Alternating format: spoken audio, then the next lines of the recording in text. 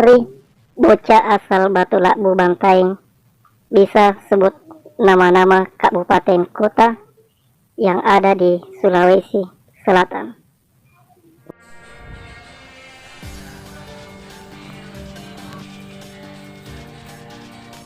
Coba sebutkan nama-nama kabupaten di Sulawesi Selatan.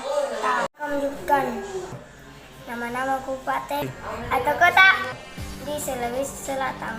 Yang pertama Kabupaten Bantaeng, Kabupaten Baru, Kabupaten Bone, Bulukumba, Nrekan, Goa, Jenet Pantau, Selayar, Luhu, Luhu Timur, Makassar, Palopo, Pare, Luhu Timur, Luhu Utara, Pangkep, Pinrang, Sitrat, Sinjai, Sepeng, Takalar, Tanah Toraja, Toraja Utara, Wajo.